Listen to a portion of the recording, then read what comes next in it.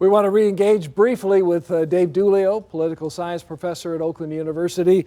And Dave, in the remaining moments that we have, let's maybe have you talk about some of the defining issues in the governor's race.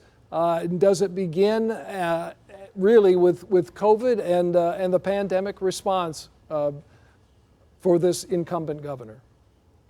Well, Dave, I think the general election begins tomorrow, right? And I think you'll see Tudor Dixon and her campaign get right to it in their critique and criticism of Governor Whitmer. And I think it'll be roads, COVID response, most notably in terms of schools and kids in schools and getting back in the classroom. I think it won't take too long for them to start talking about inflation, as well as the economy generally.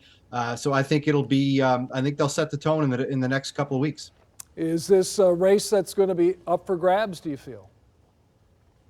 That remains to be seen. I think one of the big things that I'd say two big things that Tudor Dixon has to overcome now is lack of name recognition among folks who aren't like us, right, that follow it all the time every day, as well as a huge funding disadvantage. As you know, Governor Whitmer has raked in the campaign cash to the tune of about $10 million.